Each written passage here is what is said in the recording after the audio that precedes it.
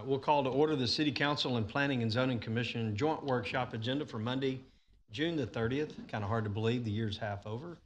2025 at 3:30 p.m. Roll call and certification of quorum for City Council. Madam Secretary is certified we have a quorum present as all members of the council are present with the exception of Member Patel, who won't be at this first meeting. He should be here for the 5:30 meeting. With that, we'll turn it over to Planning and Zoning. Thank you, Your Honor. We have a quorum. 4 members are present. Absent is Jennifer Hendricks, Jennifer Ordino, and also Trey Haskins. All right, good deal. We do have citizens' comments. We do have one signed up to speak, but it is actually on agenda item workshop number 2. So we will get to Mr. Johnson when we get to that one. And with that, we will move forward in our purpose of workshop presentation of the FM 518 corridor study by the Houston Galveston Area Council, HJC. Turn it over, Trent. Thank you, Mayor, and good afternoon, Council. So we'll kick off this afternoon with a presentation from HGAC on the 518 corridor study that analyzed 518 between McLean Road all the way to the east to FM 2351 in Friendswood. It also includes recommended improvements throughout the corridor and an analysis of the one-way pair concept we've been discussing in the Old Town area, basically between McLean and the Walnut or Berry Rose intersections.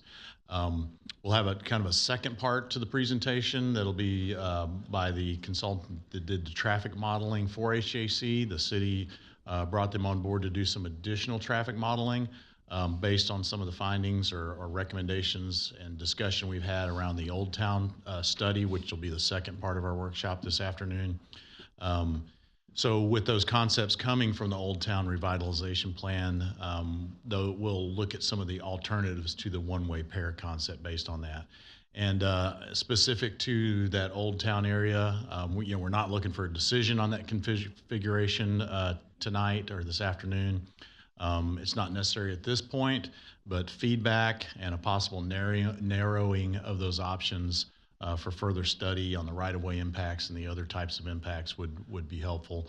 But we mainly at this point want to start digesting those different concepts and how they impact the Old Town area, and in preparation of making some of the decisions with what we are going to move forward with in the Old Town area, and how the mobility is a piece of that, but also can hinder or help some of those improvements we're looking for in there. So with that, I'm going to hand it over to HGAC to kick off the presentation. Thank you. Thank you very much. Good afternoon. My name is Ellen Saul. I am a senior project manager with Alliance Transportation Group, DCCM, and I'm going to be presenting on behalf of HGAC on the FM 518 corridor study. I want to thank you all for the opportunity to be here and present on this study for you today. So our presentation is about 20 minutes long, and then we can take questions as time allows for. First, we're going to start with an overview of the FM 518 corridor study, including a little bit of information about the public and stakeholder engagement that occurred during the course of the process. Then we're going to talk about 2 different kinds of improvements or alternative recommendations that we have. First, we'll talk about intersection improvements, which are short and midterm. And then we're going to talk about the long-term alternatives, describe the alternatives, and talk about our evaluation.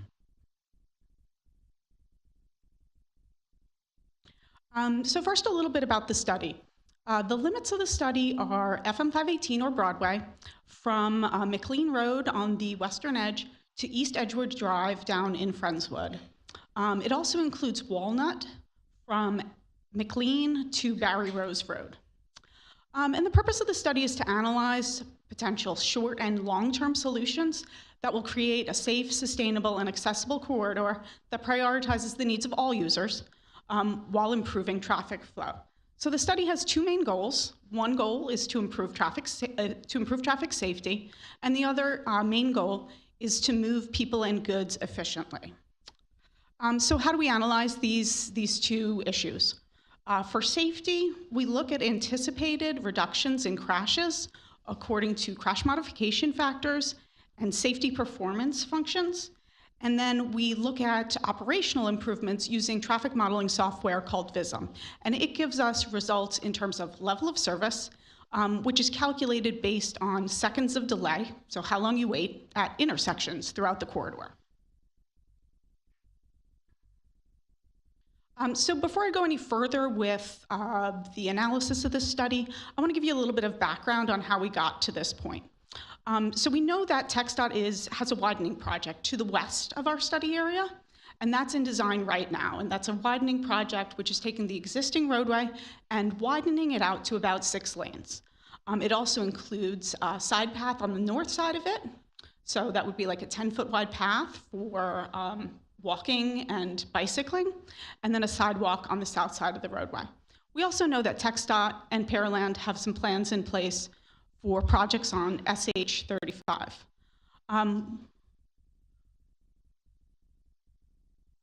We know that there's a potential for future widening to the east of the study area, but that TxDOT does not have any plans to widen the section of FM 518 or the section of Broadway between McLean and Barry Rose Road. So that's what we really that's kind of the problem that we've been presented with.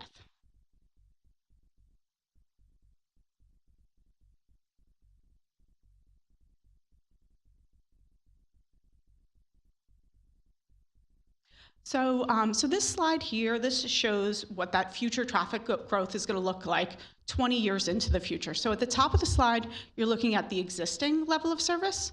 And at the bottom of the slide, you're looking at what we call the no build. So what this corridor could look like in 20 years without any other improvements in place.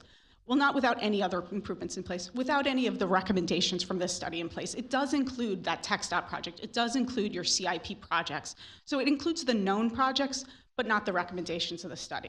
And what you're seeing there is at the top, you're seeing a lot of yellow and green. So that's a lot of uncongested or very light congestion today. But in 20 years, when we project traffic into the future, we're seeing a lot of red and a little bit of orange. So that's some pretty severe stop and go congestion.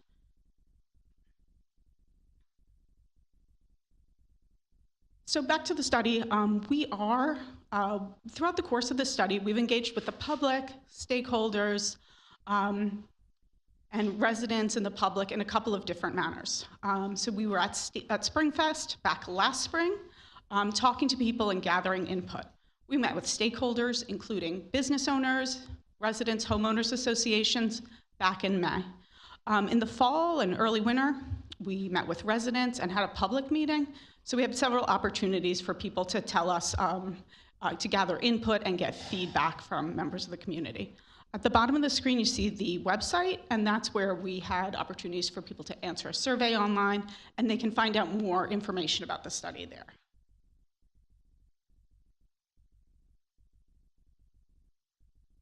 So I'm going to switch gears a little bit and talk about that first group of improvements that we analyzed and recommend through this project. The first set is intersection improvements. Like I mentioned before, these are short and midterm, so they're intended to be things that can be accomplished over a 0 to 5 or a 5 to 10 year time frame. For the most part, that's going to be pretty quick kind of small solutions, quick build kind of things. So they include 3 kinds of things: improving signal operations, adding turn lanes, or both. And then we also took a look at that the crashes that were existing in the corridor, and we made some overarching safety countermeasures for all overarching recommendations for safety countermeasures across the corridor. And then we also analyzed specific intersections, and if we found specific countermeasures for specific crashes at specific locations, then we also made recommendations for those. I'll start to walk you through these a little bit. Okay, so this is the map of the 13 intersections that we have recommendations for. I'm going to go through these kind of quickly in 3 different categories. The green ones are where we just said modify signal operations. The blue are where we said just add some turn lanes, and the purple is where we said do both.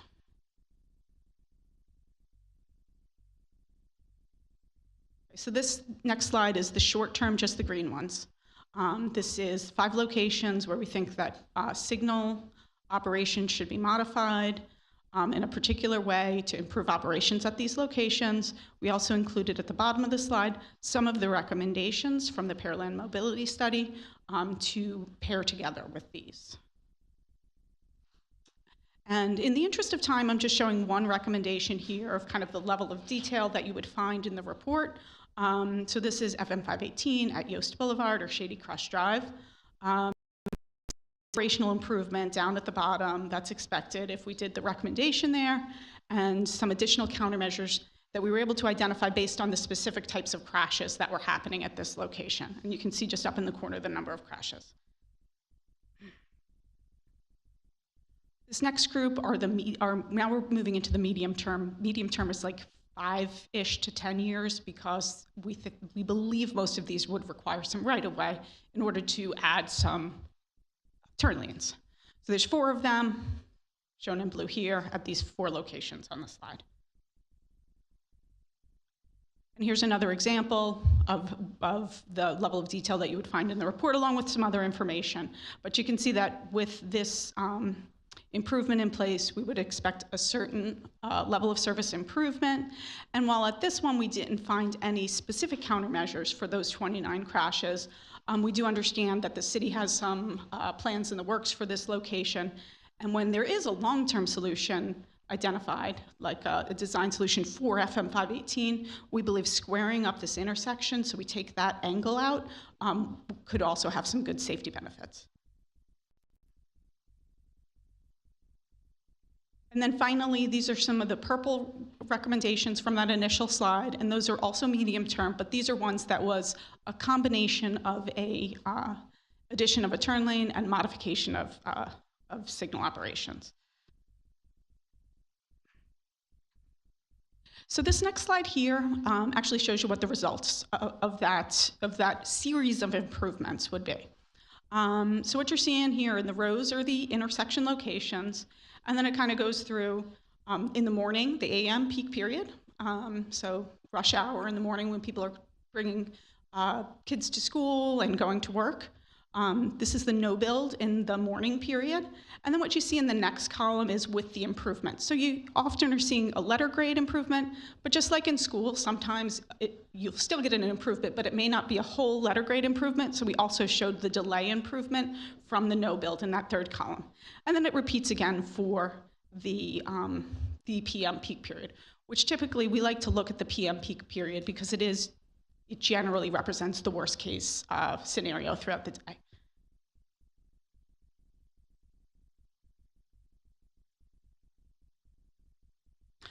So now I'm going to shift gears and I'm going to talk about the long-term alternatives that were analyzed. There were 3 main alternatives analyzed, and they're all compared to the 2045 no-build scenario. Okay, that's our baseline. I'll talk about that in a second. The first alternative is the one-way pair. We analyzed this 2 different ways. I'll talk about that in a second. But what it basically does is it changes the operations of Walnut Street and FM 518, what we currently know as Broadway, so that all traffic on both of those roads currently would move eastbound on Walnut or westbound on Broadway. We'll talk more about that in a second. Alternative 2 would just be access management. So just the addition of raised medians throughout the corridor where they don't currently exist as a safety improvement. And then the third is a 6-lane capacity improvement. Now we know that TxDOT is not going to widen Broadway from McLean to Barry Rose. So this improvement is just from Barry Rose to East Edgewood Drive.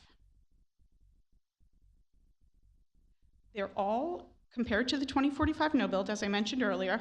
And I should also note that while we looked at these as independent alternatives, there is some ability to do some phasing of them within this if that were something that both TxDOT and the city was interested in.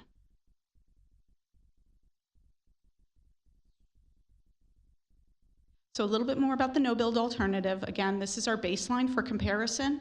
As I mentioned earlier, it's the growing of traffic to the future traffic growth in 2045. That year is selected because that matches HGAC's travel demand model. So that is our evaluation period for the study. And how do we grow that? How do we come up with the growth rate? Well, we look at 9 traffic count stations and we analyze them over a 20-year period. We came up with a number that was just a little bit below 2%. And then we follow TxDOT's standard operating procedures, because it is TxDOT's road, and we grow it to 2%, because that's the minimum that they allow to be used on an FM road. Okay, so now I'm going to talk about the one-way pair. So within this study, we analyzed the one-way pair 2 ways. In a few minutes, as Mr. Epperson mentioned, we'll also talk about some other ways that this was looked at.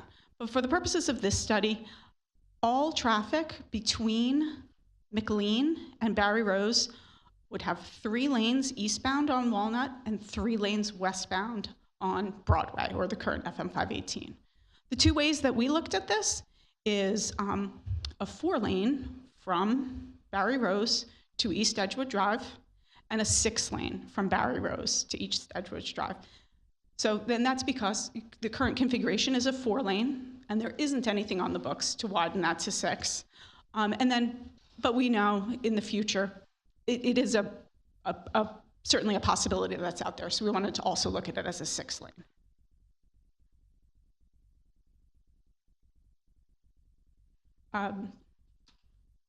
So how did it fare? Well, the analysis shows that 1A provides some congestion relief in the one-way pair only, but not east of Barry Rose. It provides some safety benefits. The analysis shows that 1B provides both safety benefits and congestion relief. So what you're seeing here, again, this is level of service. This is the PM peak, which is the worst. Up at the top, you're seeing the no build, and in the bottom, you're seeing the one-way pair with the 6-lane from Barry Rose to East Edgewood. Seeing a lot of red on that top scenario and a lot more yellow on that lower one, indicating much better operations.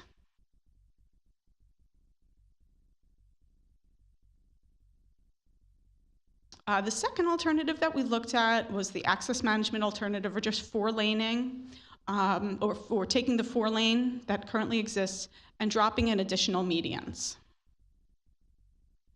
This operation does show safety benefits. It actually fared the best in terms of safety benefits, but it does not address congestion at all. So I'll show you a couple of these. So in the AM peak period, the no buildup on the top and the access management alternative at the bottom are almost identical. They're actually worse at 2 intersections on the bottom. And then doing it again at the PM, again, it's kind of same situation. They're almost identical.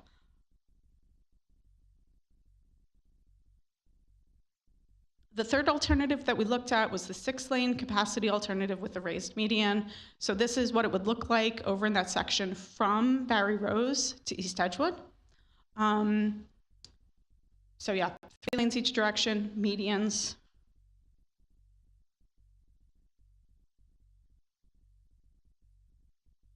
Here's a little bit about how it would function. So you can see now I'm looking at it.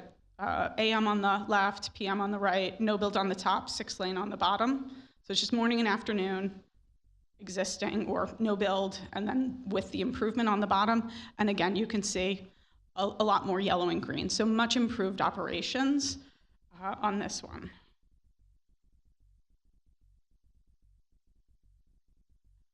And I'll talk about this in just a moment, but also safety benefits with this one as well. Okay, so I'll get into the safety benefits. So this is a graph that's showing the safety performance functions analysis. And what it's basically just showing you from top to bottom is worst to best, okay? Because it's the crash frequency and the average daily traffic. So from the worst case scenario, the worst is the baseline. The existing or the no-build situation is the worst situation. It has no improvement for safety, and it has no improvement for capacity. The second worst is the one-way pair, and we'll talk about this in a second. So the one-way pair shows the second. It's really tricky to analyze the benefits of one-way pair because there aren't a ton of examples out there. So there are some caveats there. We know that it will reduce the conflict points, or the number of points at every intersection that cars crash with each other by over half. But that isn't accounted for in this type of safety analysis. So it's just modeled results. The next one is the widening, which does show a benefit here. The thing that is not shown here, that is a safety benefit for widening, is emergency vehicles getting through more quickly and being able to respond more quickly. So there's other benefits that are not modeled that you're seeing that are not shown here. The best one, of course, according to safety, according to this analysis, is access management, but we already know access management is not going to help with the congestion issue at all, which is one of the goals of the study. This is just another way to look at that information. The access management, you can see, has the best results in the middle, with the one-way pair and the 6-lane have both showing benefits to safety, but not as much according to this SPF analysis that was performed.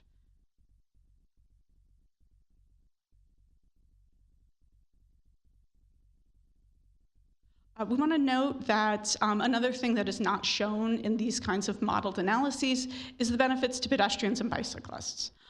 So long-term improvements, they're going to include sidewalks and side paths to connect with the other projects to the west.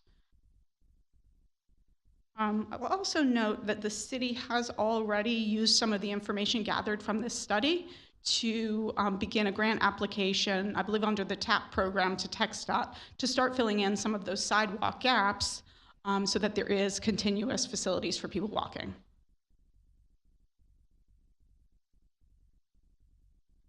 Okay. So that was a lot of information, and there's a lot more in the report to support the findings.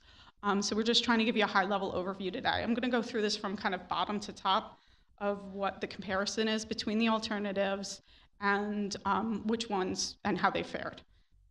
So on the bottom, the no build, right? This was the baseline for comparison. It's the worst from both the safety and operational perspective. The 6-lane capacity improvement, that's the 6-lane capacity improvement, but it's only from Barry Rose to East Edgewood. That is going to provide both safety and operational benefits, but it does not address the issues in a key part of the corridor. The next one up, access management. You know, this is going to be the best according to our models from a safety perspective, but again, it's only addressing one of the issues that was the goal of the study. So now it comes down to the one-way pair. The one-way pair with the 4-lane to the east really, it does not improve any operations east of Barry Rose. They both show a safety improvement. That one-way pair with the 6-lane to the east really does show that operational improvement and that safety improvement. And in addition to the modeled results, you know, then we're also having that 2-part benefit of the operational improvement that allows for emergency vehicle access and to that reduction in conflict points that would occur with the one-way pairs. All of the build alternatives would improve access for people walking and biking by including sidewalks and side paths. Those one-way pair alternatives do provide the most sort of leeway in terms of right-of-way space, because the 3-lane roadway is you know, even less wide than exists today. So if you have any questions, I'd be glad to answer them today, or the contact information of Carlene and Chin, which are the HJC project managers, are also on the slide, or through your engineering department. Okay. And I guess we'll go ahead and take questions now, and then we'll come back and take our presentation. Yeah, I think we can kind of talk about the corridor study here, maybe focus a little bit more on the corridor stuff, because I think the next part is going to look at some other alternatives for the McLean to Barry Rose segment. Maybe we wait for that discussion until we complete that piece of it. Mr. Chairman, we'll come to planning and zoning first.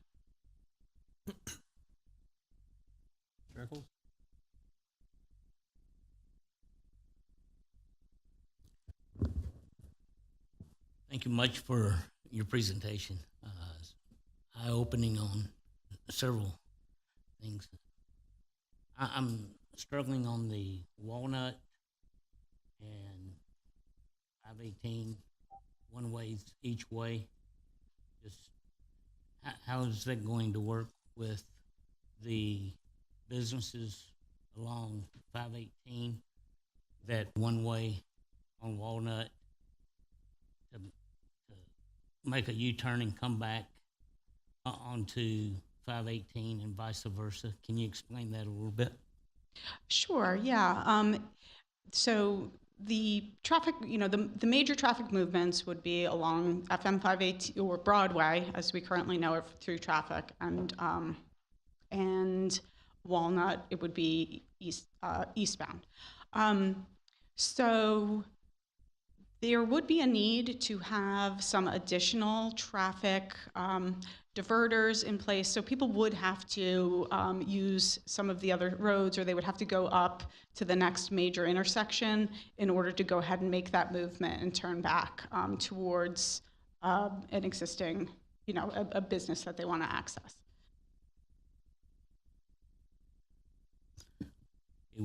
In doing that, will there be some type of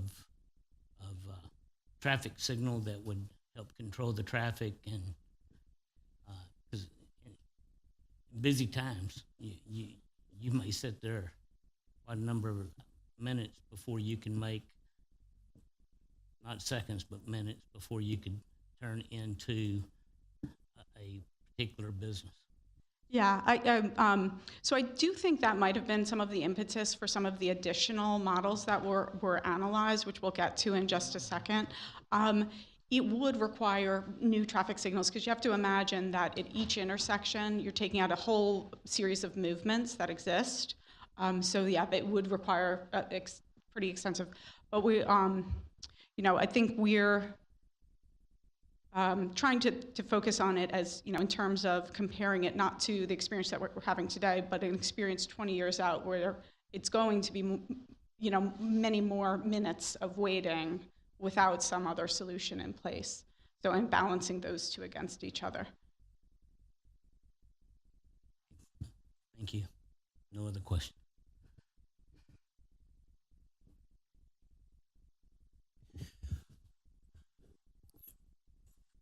Even if we just do the raised medians, we're going to have the same problem that the commissioner was talking about. There's going to be ride-only exits out. There'll be very few medians. So, I don't know. I mean, it's a large change for that area town, and I don't know. I don't envy our council at all on that, because they're going to get griped at no matter what happens. But it's, I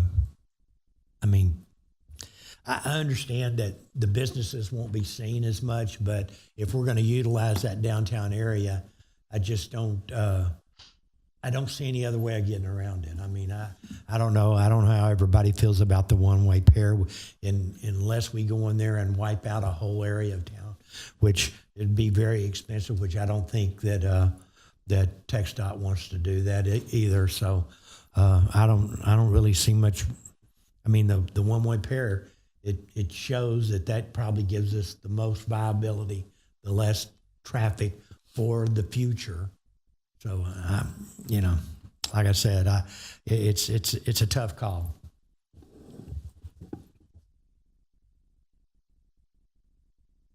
A couple of observations. I think, and if we're going to handle this later in another meeting, or you're going to handle it already, disregard. I'm concerned about the traffic moving from west to east, taking what's now known as Walnut, and then making your way up to McCalwa. I'm assuming there would have to be an extension of McCalwa to reach the existing Walnut. That's number one.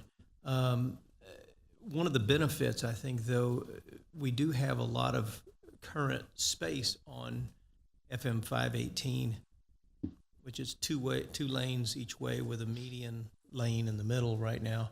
So if you did make that one way going westbound, you could have your 3 lanes, you could have some of that on-street parking that the Old Town site, has long wanted, but there was no room, right? So, there's a benefit there. Designing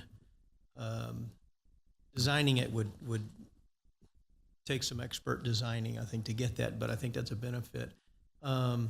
The other thing I was thinking, for some of those businesses that Commissioner Eccles and Commissioner Eisenberg referred to, getting to those businesses is going to be a learned behavior, but perhaps, and you hate to cut through the neighborhoods, so the stop signs as they're configured now, it really restricts the use of those streets with homes on them, right? And so I don't know that we want to change those. If you wanted to have moving cars less restricted, you of course make less north-south stop signs, but for traffic or for safety of the residents, I think you'd want to even restrict that further and put more stop signs. So a lot of thinking that needs to happen there. Little devils are in the details, but that's it for me. Okay. I think as we look at this, you have to look at the knowns, and then what is the model trying to tell us? What we know beyond a shadow of a doubt is Broadway is going to be widened from McLean back to 288. That's going to happen. It's been funded. It's moving forward in design as we speak. The model shows in 20 years from now, doing nothing, that we've got lots of red in not only the Old Town site, but also, from the Old Town site into Friendswood. So you have in those peak times. So the model is showing that, and I think the 2% is a modest growth rate, and it's probably accurate given our build out now.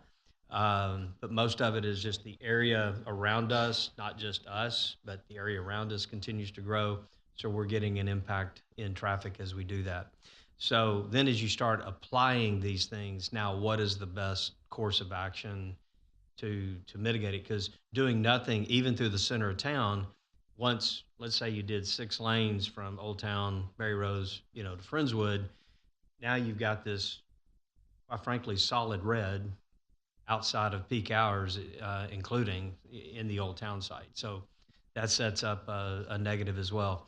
To the commissioner's point, you do the one-way pair, you are going to have cut through the neighborhood. I would suspect, between Broadway and Walnut, that part of the Old Town site, more so than north of 518, even though you'll have some, that direction as well, all the way up to Orange. But you're going to have that. You can put some mitigating factors, in the neighborhood area, speed humps and those types of things to help mitigate some of that, or at least slow people down. But then you look at, so these are the knowns, and I think cities routinely get beat up for lack of planning. It's like, why didn't you knew this was coming? Why didn't you plan for this? That's what this exercise is intended to do. Give us a look into the future with best practices, and we can make some decisions today instead of waiting 20 years and now we're behind the 8 ball. And so so I'm just trying to put it in context of the decision we make. And Daryl, you're right. It's a tough decision because either direction you go, if you do the one-way pair, there's going to be collateral, just call it that. If you do, what we're going to talk about in a minute, of bringing Walnut through, that's going to have collateral. And you have to weigh that out, and doing nothing has a downside and collateral. So we've got to weigh all of that, and then hopefully come up with the best solution long-term with our community's input, at stake. So turn it over to council for questions. And I'm stepping out to, I've got a car in the shop there, it's done. And so my son's here to pick it up. And so they would like to have payment. So I got to go get my debit card, and I'll be right back. Hi, thank you for the presentation. On slide 5, Let me go to it. Slide 5. That's 20 years. That's, you accounted for it's a 2% growth. It's going to be that much worse with 2% growth. I'm sorry, 2% annual growth. Annual growth. Okay. I didn't hear you say that. All right. Thank you. My apologies. But in that part of town, I'm not sure how we're going to grow 2% annually. But anyway, and then on slide 6 and 7, it's 6. The public and stakeholder engagement, that is such a small number of people that you engaged with.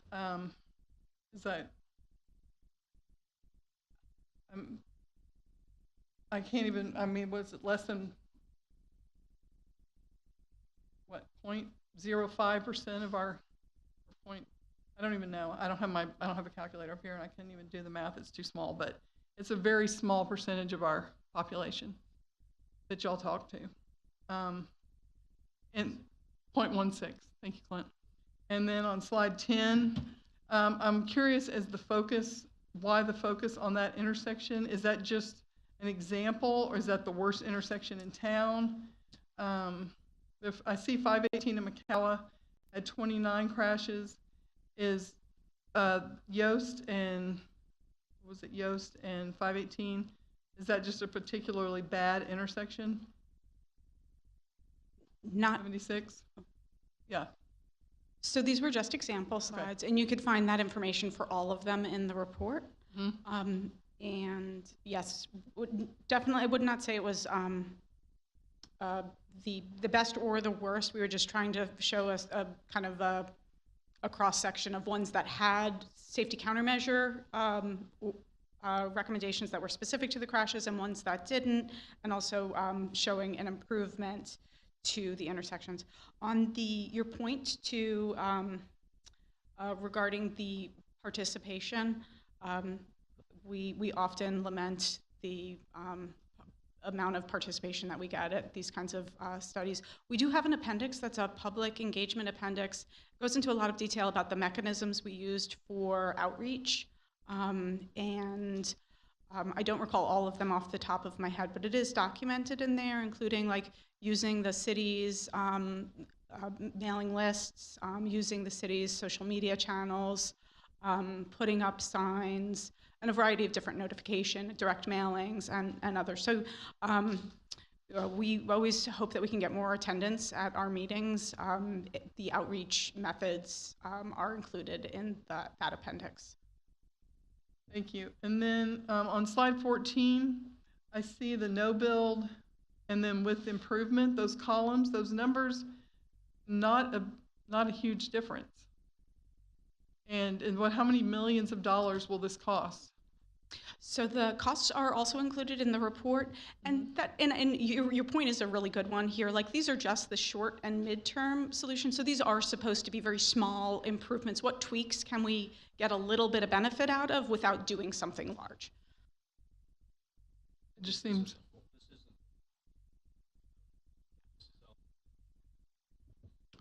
But it says signal timing and phasing improvement, so that's just those particular short-term improvements and the impacts those make.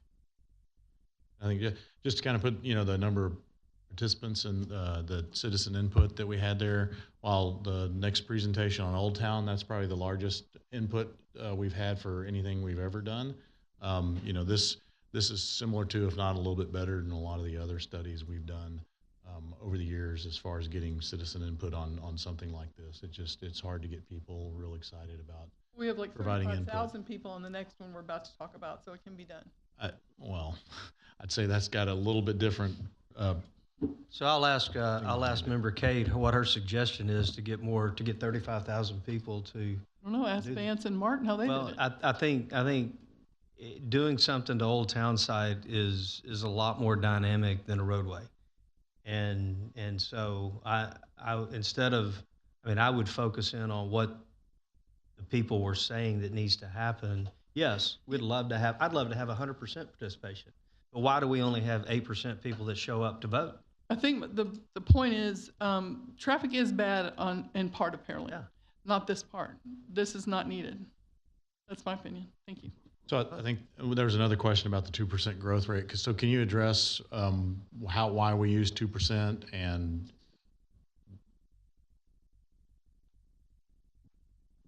So like Ellen said, the 2% is the minimum we typically use on any TxDOT facility. We looked at historic growth throughout the corridor for the past 20 years. We came out with 1.8, 1.6. You know, this is a pretty built out area, but like the mayor mentioned earlier, you have development that's occurring kind of on the fringes of, outside of Pearland that's going to drive traffic along this roadway, right? Because FM 518 is not just a local access roadway. I think it's a principal arterial. So you're going to get a lot of traffic that's not necessarily have a destination within the limits of the study using this roadway from development that's occurring outside the area. Any other questions, comments? Ms. Chavarria? Thank you so much for your presentation. Did we survey any of the businesses on 518 that will have future impact? Yeah, so the stakeholder meeting that occurred, the stakeholder meetings, there was a morning and an afternoon meeting on May 9th. We invited all of the businesses in the corridor as well as the homeowners associations and the apartment complex managers, the contacts that we had working with the city to try and get the best information we could about who to contact to come out to that meeting. Thank you, because I would think that the best way to get dismiss or get the information out would be through the Chamber of Commerce, especially on the business aspect part of it. So we actually, those meetings were at the chamber offices, and they were one of the participants there as well. Thank you. Thank you, Mayor. As far as the medians, I know that anytime those get brought up, they can be a point of contention. As far as, could you walk me through the process of how you make the cuts along the median, what the, I guess, basis is, how far, what the determining factors are to do that? Yeah, so we, this is just this is a planning study, so it's supposed to be pretty high level, but we did lay out where we anticipate the medians should be, putting the cuts in the appropriate places, having the lengths of storage for turning vehicles, accommodate the amount of traffic that would be making left-hand turns at various intersections or into various driveways.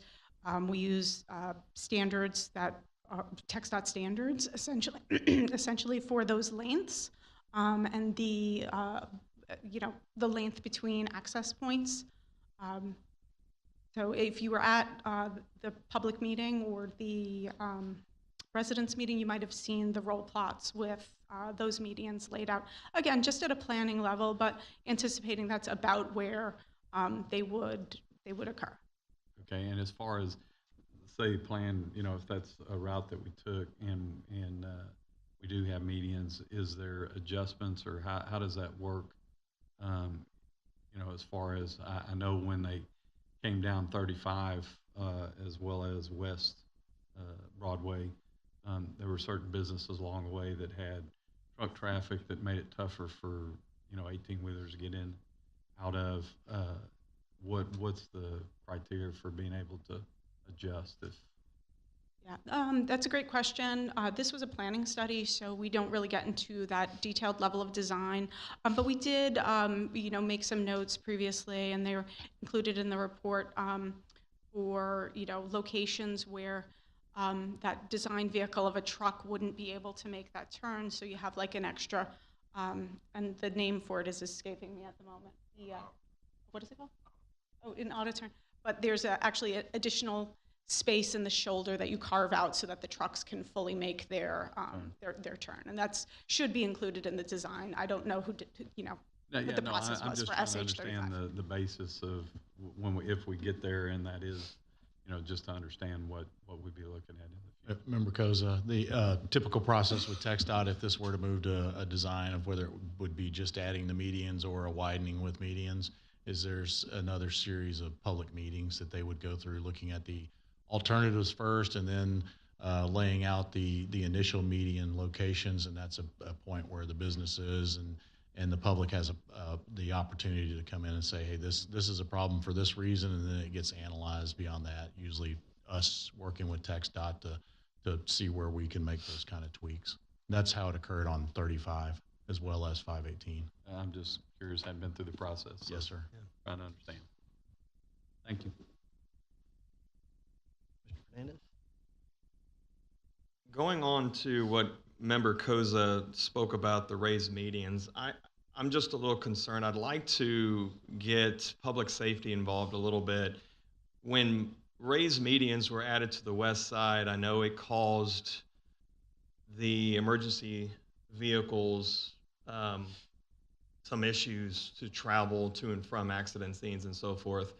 I know this is just a study, it's the beginning, but I think we have to be mindful. I'm curious on, if that's an area that we are considering to do raised medians, what type of impact will that make to our fire departments and police departments and so forth. So that's the first one. The second one on page 18, talking about the one-way pair, I'll echo a little bit of what Mayor Cole mentioned. I know no matter what we do, there's going to be an impact. And Member Chavarria mentioned also about the businesses and the residents all within that area. I think we just have to be mindful of the impact that it makes to the citizens. These are long, businesses that have been there for a long period of time, and what impact do they face because of these studies? So I'm eager to kind of see moving forward, what type of answers we can get, either get them involved, go knock on their doors, the businesses. I know, as Mayor mentioned, the homes, the residents between 518 and Walnut obviously being cut through. What is that going to do for them, their property values, stuff like that. So just being mindful of those that will be affected. So those are the two things, Mayor, that I have, is the businesses, residents, and then when it comes to the raised medians, what type of impact would that, towards our public safety? Thank you. Mr. Carbone? Yeah, when we look at the one-way pair alternatives, the traffic really hinges on what happens in Friendswood, right, to our east. So I guess anything we do will be kind of in lockstep with any future expansion to the east?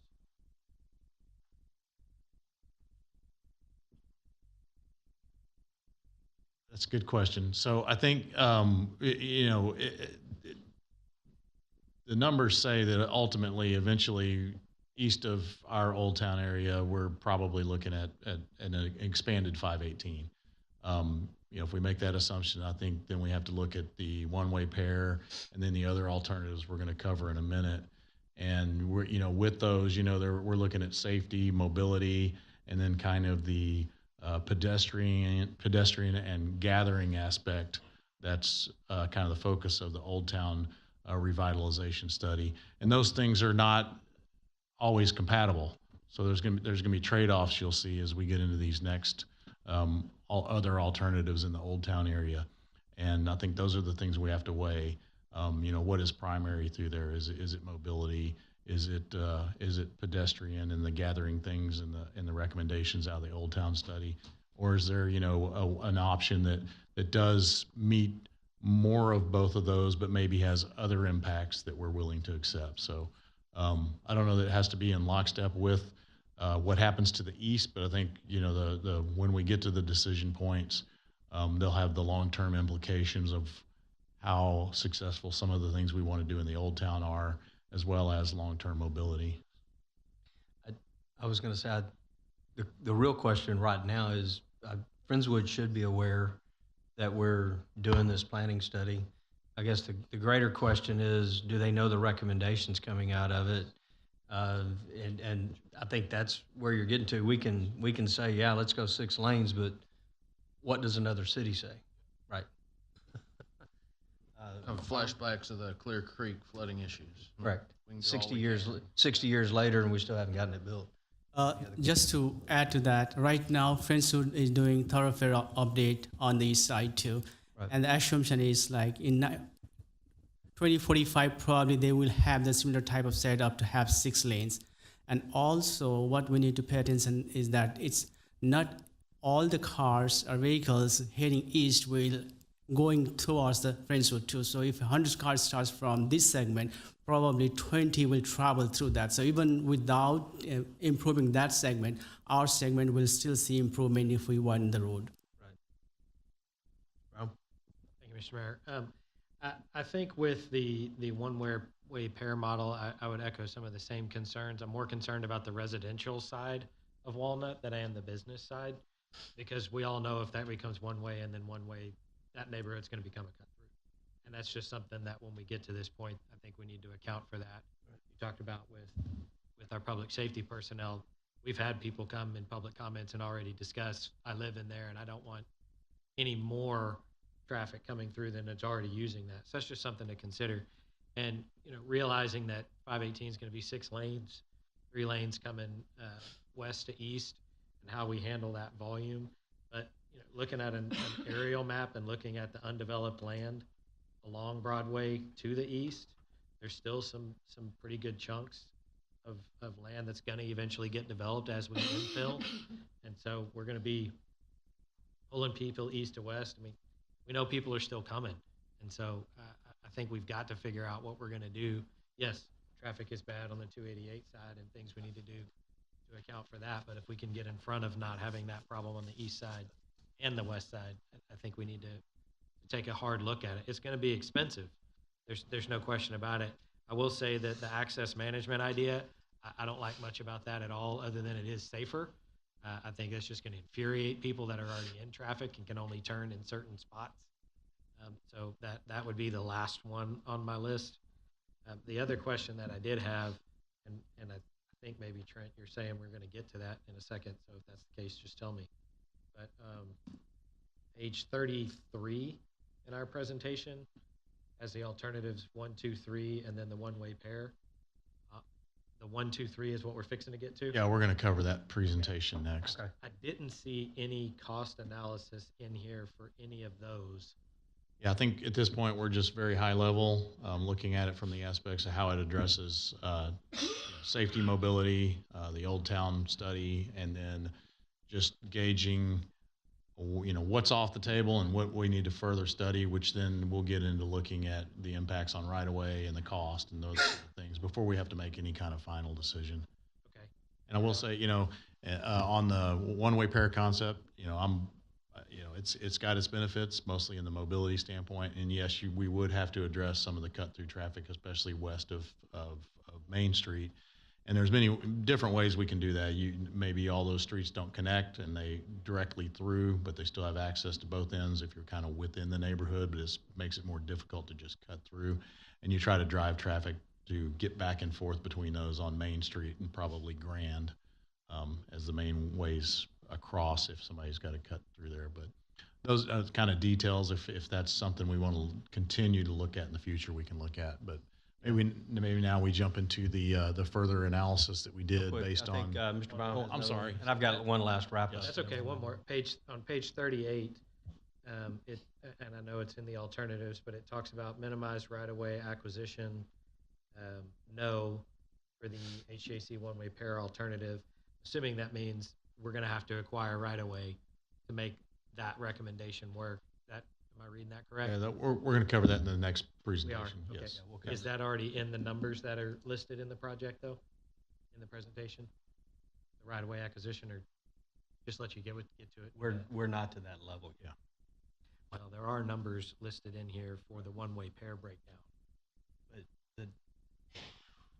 But the part that you are on right there is not the HGAC study. It's what we just added on. Okay. So the HGAC study, when we started that, just included the one-way pair analysis and the 518 to Friendswood analysis. As we worked our way through the Old Town study, we added on some additional modeling done by the same modelers, but outside the HGAC study. So that's what we're going to present now. Yeah, and before you move on, is by way of access management side, was on council when the existing access management was retrofitted. I will say I'm not a big fan of retrofitting it. If it's built as a part of a new roadway and those types of things, it's much better on 35 than it was on FM 518 to the west. And so I'm not a big fan of that because of that. And then two things: it was done because of safety. It was done because of a study of number of crashes and those types of things in the corridor. What I find interesting is after the fact, we've never gone back, TxDOT's never gone back to see if it actually did what it was meant to do, because the majority of the crashes are actually in intersections where there's no medians anyway. I mean, you don't have a median going all the way through an intersection. So I take it with a little bit of a grain of salt when the majority of the accidents are in the intersection, not in the block. And then we've now gone to probably more sidecar and more rear-ended accidents than head-on, which, again, if it's a safety factor and fatalities are involved, then it's probably done its job from a fatality standpoint, but I question retroing it. So if it's a part of a new build of Broadway or something like that, that's a whole different story in my book. So with that, why don't we move on to the additional analysis here? Good afternoon, everybody. My name's Jack Schick. I'm also with Alliance Transportation Group, part of DCCM, and I work with Ellen on the HJC study and also this additional analysis. So like Trent mentioned, the city contracted ATG to do a look at 3 additional design alternatives in the Old Town Pearland area. And the limits of this study was from McLean Road to Westminster Road, and it included all of the intersections on both FM 518 and Walnut Street throughout the corridor. So a quick overview of the alternatives. Alternative 1 modified FM 518 to have 1 lane in each direction with on-street parking, and then widened Walnut Street to be 2 lanes in each direction. And this also, we really changed the nature of these corridors, whereas now FM 518 is really the major east-west through movements occur on what's now Broadway Street. We really move traffic. In alternative 1, we moved traffic from FM 518 to Walnut Street. We also increased the amount of pedestrian activity. We added a few pedestrian crossings in the model on FM 518 for this corridor, or for this alternative. And then we assumed 3 lanes, and we assumed the 3-lane widening option, basically east of Berry Rose. Alternative 2, we maintained the existing 2 lanes in each direction without on-street parking on FM 518, and then widened Walnut Street to 2 lanes in each direction. That's basically just a Walnut Street widening. And then subsequently, after we had modeled alternatives 1 and 2, we were asked to look at additional alternative 3, which is identical to alternative 1, except we provided 3 lanes in each direction on Walnut Street. And I've kind of stepped through why we kind of looked at that additional alternative in a few slides. Just for comparison purposes, where we talked about the one-way pair alternative, again, that's 3 lanes in the westbound direction on FM 518 and 3 lanes in the eastbound direction on FM 518. And like I mentioned, we did, for all of the alternatives, we increased the amount of pedestrian activity along the FM 518 alignment, trying to get that, accomplish the goals of the Old Town Planning Study. So just as a point of reminder, this is the baseline results kind of within the study area. You can see there's lots of, this is the 2045 no build. This is with no changes were made throughout the study area between now and 2045 with the additional 2% traffic per year. You see lots of reds and a few greens, but mostly red. So we're going to have some congestion in this area kind of in the future. So this provides a very high-level overview of what the results are. We did prepare a memo and submitted that to the city with the more detailed results. But we can see this is the average intersection delay within the entire study area, and we use that as a comparison purposes. So all of the alternatives will reduce the delay on FM 518. Alternative 1 and alternative 3 reduce delay because on those 2, remember, we're kind of switching the nature of the corridor, so we move traffic. We assume that traffic would move from the FM 518 corridor down to Walnut Street, as that becomes kind of the major east-west through movement. We did make modifications at McLean Road and Berry Rose Road to those intersections to kind of accommodate traffic wouldn't have to stop on Walnut Street as it currently does in order to continue east or west. So for alternative one, you could see there's a significant increase in delay on Walnut Street. This is due primarily to the intersection of Walnut and State Highway 35. So what we kind of discovered is as we move traffic south from FM 518 to State Highway 35, there's a lack of capacity on State Highway 35, which causes congestion at that intersection to occur, which then spills back on Walnut Street in the east-west direction. So that's really kind of what's happening there.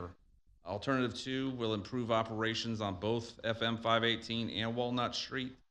Again, that's where we're keeping the existing configuration on FM 518 and then widening Walnut Street. Alternative three, where we widen to 3 lanes in each direction on Walnut Street. We'll see, again, improvements on FM 518 and AM peak. We'll see improvements on Walnut, but the PM peak will be about the same as the baseline.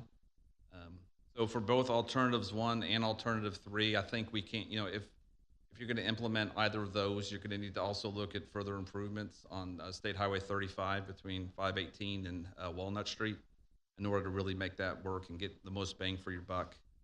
And then just for comparison purposes, the one-way pair is shown on the right side. You can see that has lower intersection delays than all of these alternatives. And that's really because once you go to a one-way pair, you can run your signals a lot more efficiently. They become two-way or two-phase signals versus you don't have to have phasing for left turns and lead lag lefts and all that kind of fun stuff. Again, this is just kind of a synopsis of the conclusions. Alternative 1 will reduce capacity on 518 and shifts traffic volumes to Walnut Street, where we will reduce delays on FM 518. But again, because of the intersection of State Highway 35 and Walnut Street, you're going to see a lot of additional congestion along Walnut. Alternative 2 will reduce delays on both Walnut and FM 518. Again, alternative 3 is identical to alternative 1, except it has 3 lanes in each direction versus 2 lanes in each direction on Walnut Street. So you will see, because you're moving traffic off FM 518, you'll see a reduction in delay, and that really kind of leads to the providing for that more pedestrian-friendly kind of local access with on-street parking, pedestrian crossings, and that kind of thing. And then light increase in delay on Walnut Street. And again, the increase in delay it's really not a lack of capacity on Walnut Street. It's really the intersection of State Highway 35 and Walnut Street and kind of the ripple effect of that. So, and then just for comparison purposes, the one-way pairs on there, you reduce from anywhere from 49 to 60%. So kind of a high-level overview of how these alternatives stack up.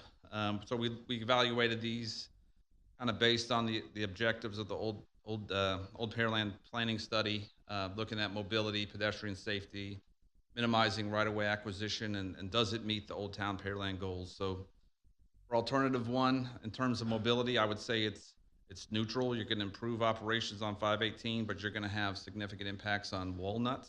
Again, that's without any further improvements at the State Highway 35 intersection. You will improve pedestrian safety, particularly on 518, because there's going to be less lanes for them to cross. We added some pedestrian kind of mid-block crossings that are signalized. We increased the amount of pedestrian traffic in the models and improved the pedestrian crossing times, kind of extended those a little bit. It does minimize right-of-way acquisition. The nice thing with alternative 1 and alternative 3 is you can really you can use kind of some of the excess right-of-way on the current FM 518 alignment to maybe make some pedestrian improvements and things like that. And so it does kind of lend itself to meeting those Old Town Pearland goals. Alternative 2, again, it does improve mobility on both roadways. In terms of pedestrian safety and minimizing right-of-way acquisition, I would say it's kind of more neutral. And then as far as achieving the Old Town Pearland goals, it doesn't really improve pedestrian connectivity kind of along the FM 518 Walnut Street alignment. Alternative 3, which again is 1 lane in each direction on 518 and 3 lanes in each direction on Walnut. You're going to have that improved mobility on both corridors. Again, the pedestrian safety along the FM 518 Broadway alignment is going to be improved. You have less lanes to cross, less traffic to cross. It's going to be more pedestrian friendly. You probably will have some right-of-way acquisition with this alternative to widen out to 6 lanes in each direction, and then maybe making some improvements at Berry Rose in order to get that intersection to operate correctly. But it does help meet the Old Town Pearland goals. And then just for comparison purposes, the one-way pair alternative, that does improve both mobility and pedestrian safety. You know, pedestrian safety on a one-way pair, you only have to look one direction for traffic, so that makes it a little bit safer. Minimizing right-of-way acquisition, probably not. There's some things that we probably need to look at for that, kind of how that is actually going to be kind of designed really at either end of that and how those tie together at Berry Rose and McLean. But it does help, I think, support the Old Town Pearland goals of, you know, improved pedestrian connectivity and development in the area. So with that, I am open for any questions. All right, good presentation. We'll start with planning and zoning, Mr. Chairman.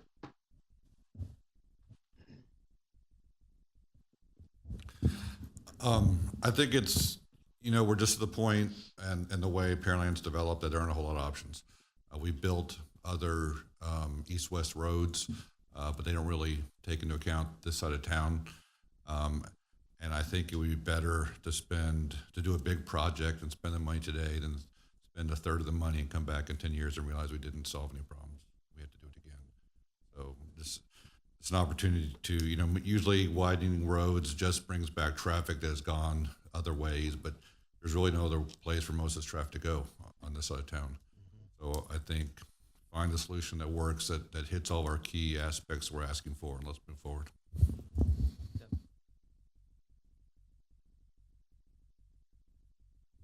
I agree with the commissioner.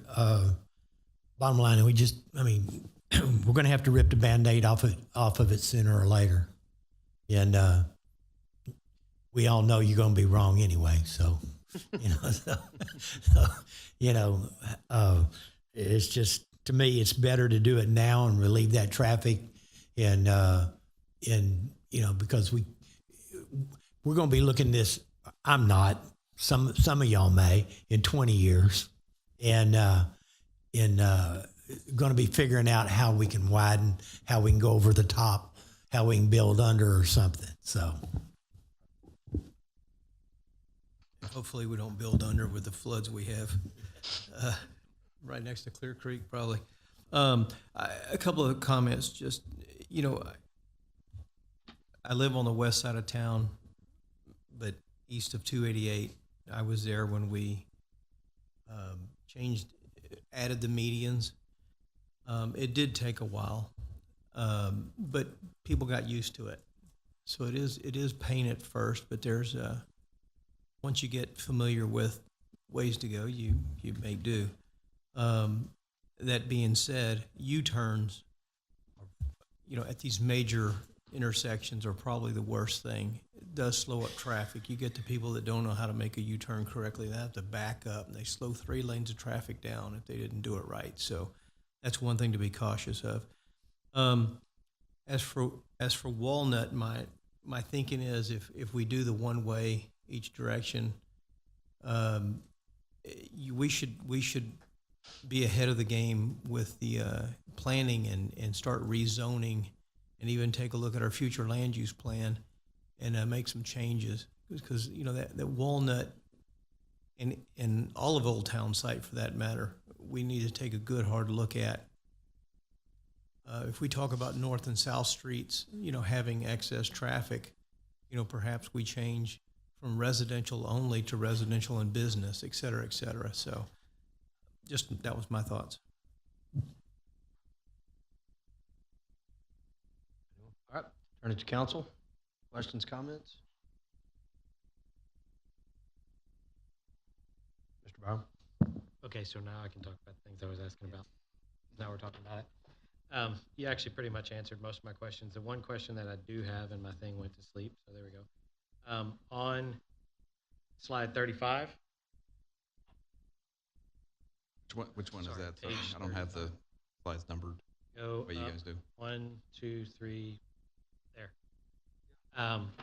Later on in the packet, and I know we're not going to get into all of that, but there's all the various different options within the one-way pair program. This 59% and 59.1% change from baseline on the one-way pair, is that figuring on leaving Berry Rose to Edgewood as it is, or are those numbers accounting for increasing the width of Berry Rose to Edgewood? So these numbers are Yes, figuring these are the based on the six-lane 6 lane, expansion correct. also.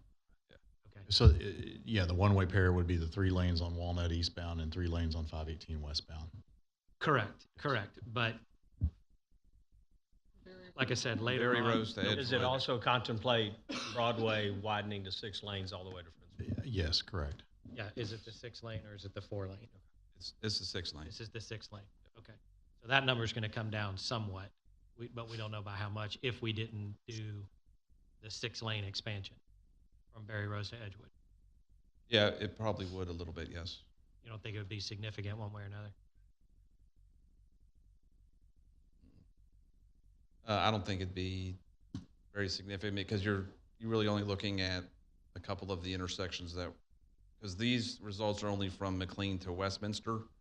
And so, you're gonna, Berry Rose, Westminster, those intersections right in that area would be affected if you went from a 6-lane to a 4-lane, but like on the other side of McLean, it would probably run the same way, whether it's a 6-lane or 4-lane further down.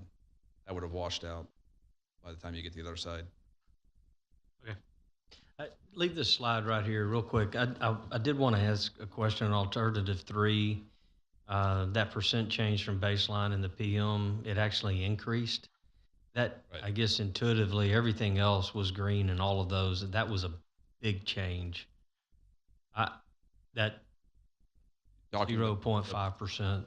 Right. So remember, alternative 3 is the same as alternative 1, which we're showing pretty good increase.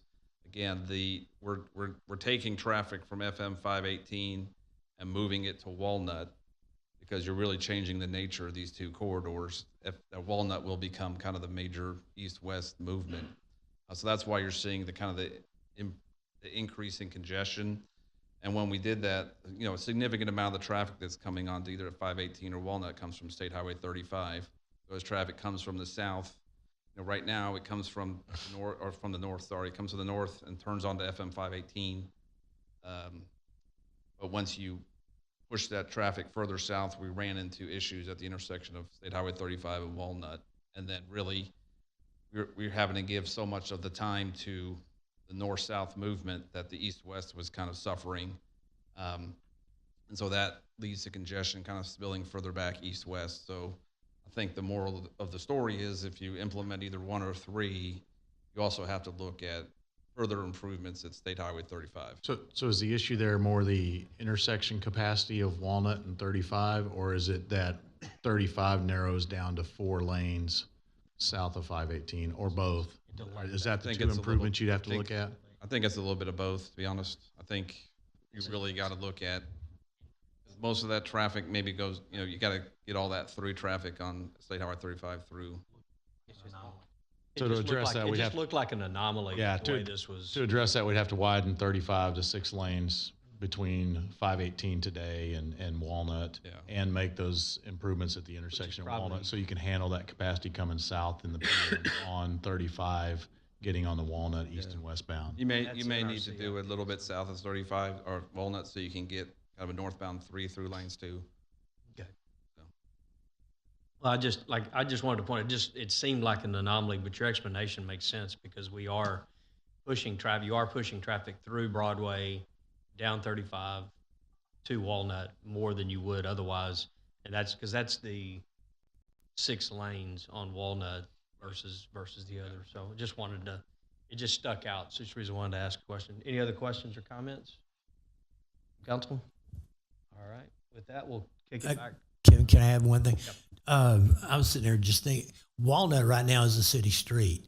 If they do this improvement stuff, will that be turned over to TxDOT? It's a question we've already thrown at TxDOT. It's not unprecedented. We would have to walk through it. You know, FM 518 would be Walnut all the way through, and Broadway would just be Broadway.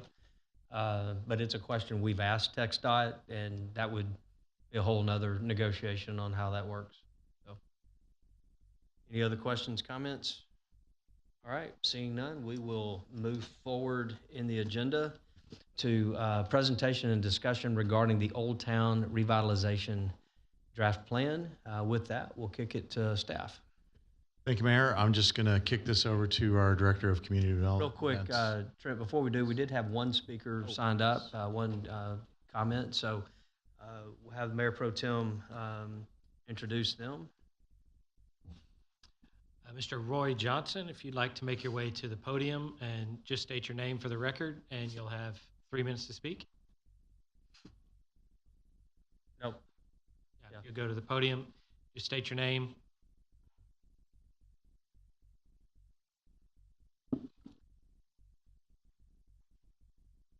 I'm Roy Johnson, property owner in Pearland, Texas, in the old part of town.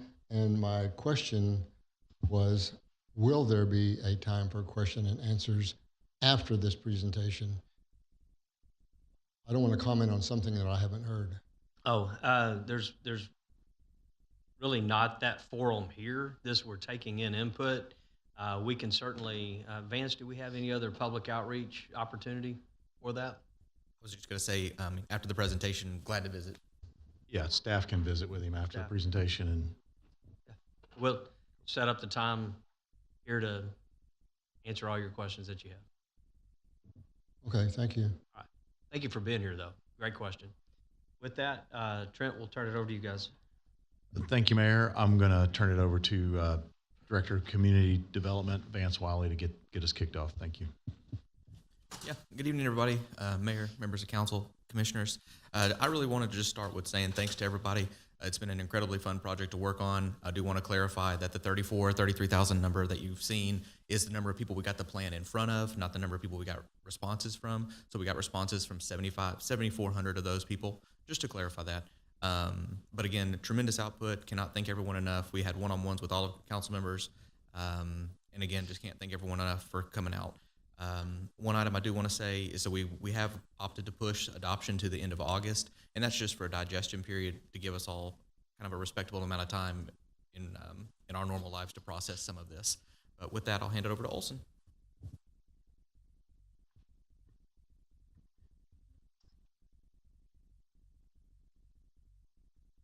Thanks, Vance. Mr. Mayor, members of the council and the commission, my name is Ken Boone with Olson.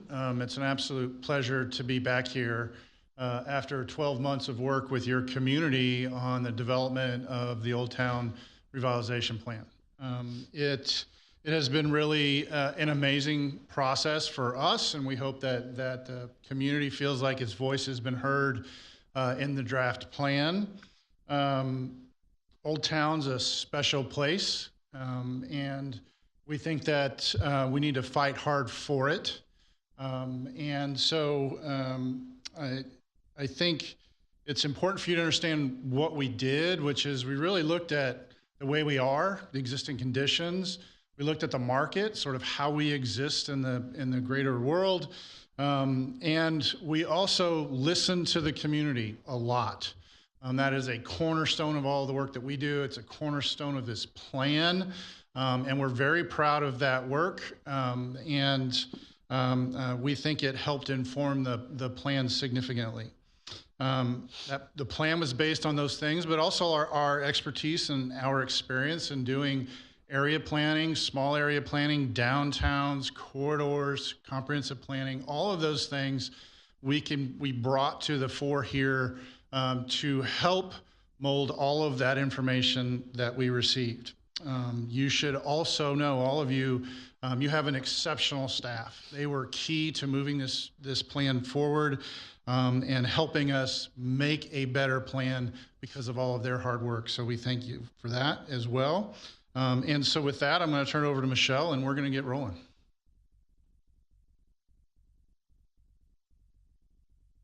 Hello, thank you for having us. I'm just going to reiterate kind of the outreach that we started with. We had a project website, we had an online survey. We kicked off pretty intensely in the beginning, getting out in the utility billing, getting the notices out, meeting with City Council, also hosting a visioning workshop with a very large group of stakeholders. We had about a 50 to 60 stakeholder group involved throughout the process. And then we had a workshop, and then staff also hosted 12 pop-up events throughout the season up until about the Christmas time. And then we hosted several focus groups. So our outreach has been pretty intensive throughout the beginning of the process. We really wanted to make sure we were off on the right foot and that we were hearing the community and what they wanted to see in Old Town. Here's some highlights from the online survey. We reached about 2,800 people, individual responses, and essentially what we heard was that people just pass through Old Town. There's not a lot of reason to stop here. There's not a lot of places to go with your family after work. And they just want something to do, somewhere to go. And beyond that, they need a way to get there. So that was another thing that community was telling us, that it was hard to get around, but then where were they going when they got there? So overall, those were the high level, what we heard from them. And then overall, their experience in Old Town was pretty neutral. A lot of people were, again, passing through, so they have a very neutral feeling about Old Town. But what was coming to the top was that people want to come down here for dining and nightlife, and they want something that really speaks about the story of Pearland and who Pearland is. So now seems to be the time that the community wants to see a focus on Old Town and a preservation of what the culture is here. So through our visioning workshop and all of our outreach, we kind of conglomerated a vision statement that kind of describes what the district is hoping to become, and describing it in the current tense. So Old Town blends history, culture, and modern growth with sustainable infrastructure, distinctive design, walkability, and vibrant public spaces. Prioritizing safety, accessibility, and local businesses, it thrives as a connected destination, welcoming destination of choice for all. And that's just reflective of what the community wants to experience when they're here, and then the feelings they want to have about Old Town when they leave. So from there, we developed a series of recommendation frameworks, and those are covering 6 different themes. So land use and character, mobility, connectivity, utilities and infrastructure, placemaking in public spaces, as well as development, redevelopment. So each of these frameworks layers on top of each other to create kind of this holistic impression and understanding and experience of Old Town. And then from there, we have a series of 5 big ideas that are kind of catalytic projects that we're going to show you some low-hanging fruit, but also some real long-term ideas to help bring this district to life. Good evening, everyone, or good afternoon, everyone. Again, appreciate the opportunity to be here. So starting off with the land use and character framework for Old Town, what we heard through the process was that there was a desire to, this is a revitalization plan. This isn't a plan about tearing everything down and starting new. And so this was an opportunity to really take the community feedback and really build upon the history and the nature and the culture that's already there today and continue to be incremental in the sense of as revitalization continues to occur. So as for the land use and character framework, there was a desire for a walkable environment, the opportunity for this really being kind of a melting pot of different groups and organizations to come together, kind of the introduction of small mom and pop type of shopping and everything else, and that type of destination as part of this planning area. So we really incorporated that into the creation of a series of different place types that really build in on that character of what you really want it to be. Again, when we're looking at different types of residential here, whether it is a single unit residential, really focusing on the public realm and making this a very inviting space and really engage in the streetscape along that area. There was a desire for still some multifamily, but one thing that's really important here, which is identified in orange, is really the flex residential. There has already been a transition, a little bit of some homes converting over to small businesses, and we wanted to continue to maintain that type of character and build upon that. I think that creates the collectiveness that's there a little bit and really the culture that is part of Old Town. We did, as we went through the process, identify a couple different centers as well, whether it is, the kind of larger business center on the front, but there are smaller pockets within the Old Town study area that are more neighborhood focused, that are a little bit more walkable in nature. It's not really going to be focused on the parking and kind of those smaller destinational sites. And then, we do have a couple key civic centers within the framework as well.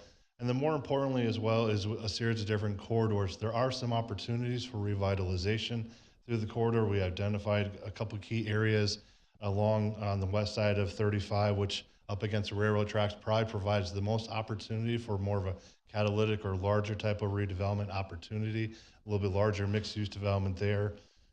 There was a lot of conversation about, as you continue to hear, 518 turning into more of a main street and really focusing that pedestrian environment. So we have a character place type for that. And then also just the transitional area on the east side of 35 as well as a transition to some of the existing residential as well. So this is really the character framework that we've built into it. And then some of the strategies that were key that, within your report that you have, as we go through each of these frameworks, we've only extracted a couple of the key ones that we think that are important that we wanted to address. And again, the first one is really promoting and encouraging the walkable human scale development. And there's a variety of ways to look at that, whether it's through the strong public realm and redevelopment of your right-of-ways, but also, again, really focusing on creating the vibrant, inviting atmosphere.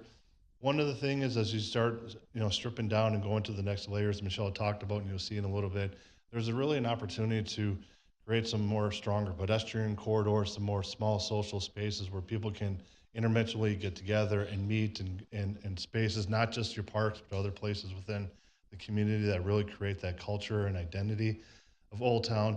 And then one of the big pieces here is really updating your UDC. I know that is currently underway, and we, as part of our planning process, we do have identified some recommendations to be able to incorporate these place types that we've identified through this planning process into your UDC.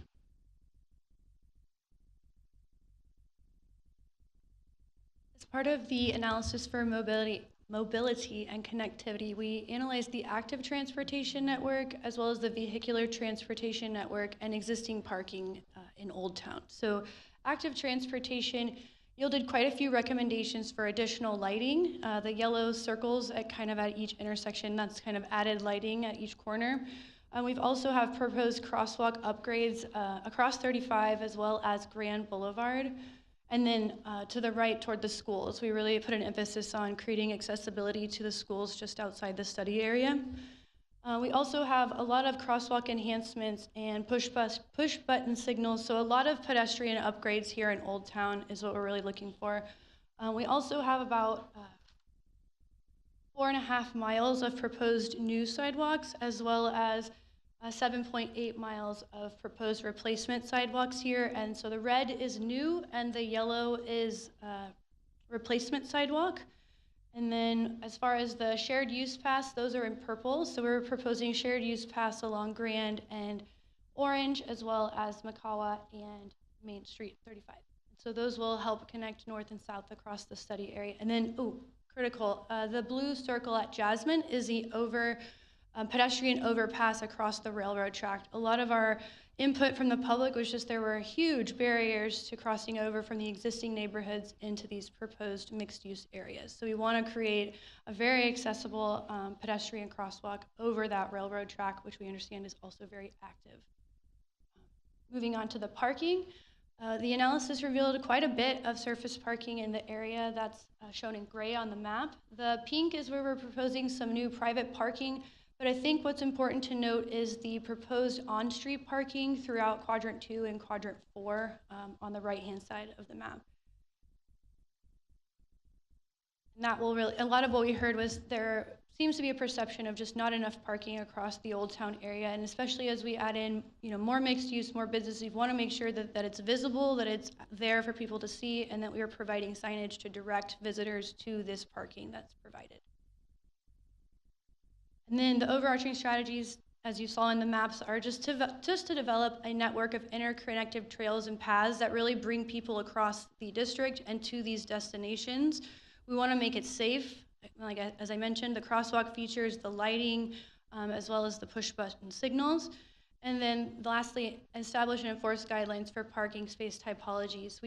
We are proposing to de-emphasize some of the front parking. We want to make it more accessible, more more safe and beautiful for people walking by.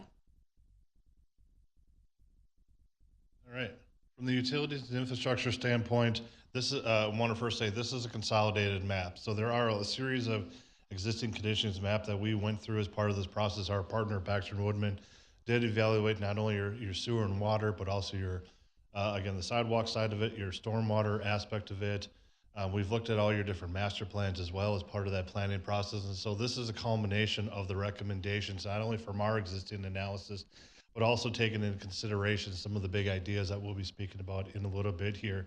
First off, I think we have to commend the city. They've done a phenomenal job of the investment, along with the PEDC, of trying to alleviate some of the challenges that have been there from a flooding perspective and the ongoing maintenance that is going to continue to occur, replaces some of the transite pipe that's out there.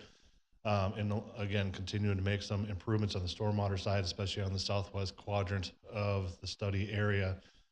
This map also does take into consideration some future improvements on the utility side to support some of the new ideas in the big ideas 1, 3, and 5 area, and you'll see those improvements, whether they are an increase in the water capacity or the sewer capacity as part of it.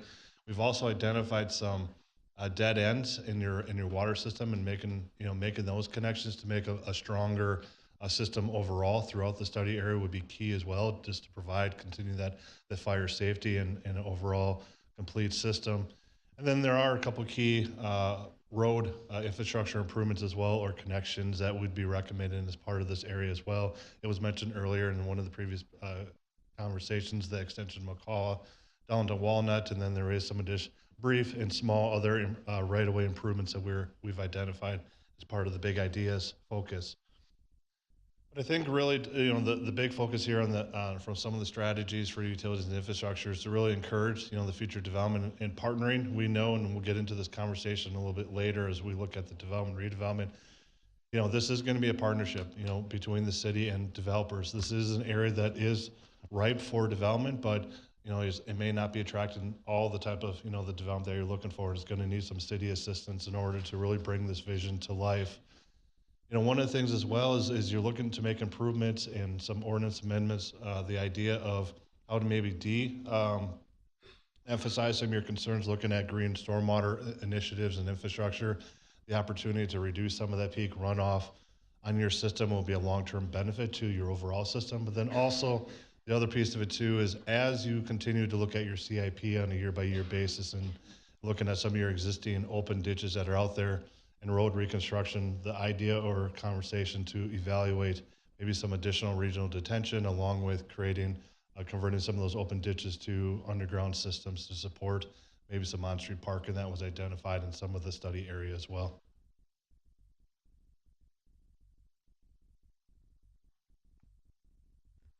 The placemaking and public spaces framework is my favorite, and really just kind of tells the story of what we're trying to do here, and really tells the story of the placemaking that we're trying to do here in Old Town. It brings together a lot of the technical from the utilities and infrastructure and mobility frameworks, and really shows you how we're going to create this place in this area where people want to walk around and be, and create the significance of the place. So here on the map, we are proposing a lot of green connections starting up at Hunter Park from the Town Ditch Trail. We're proposing a critical connection to the Clear Creek Regional Trail System through Town Ditch, all the way through the Entertainment District and down through Grand Boulevard to the Marys Creek Trail System as well. So that will be a critical regional connection straight through this district that we're creating here in Old Town. We are also recommending kind of creating 3 sub-areas or 3 districts and concentrations of uses. The entertainment district will be a large green space with the prominent mixed use and office flex, and it'll kind of be that shining star.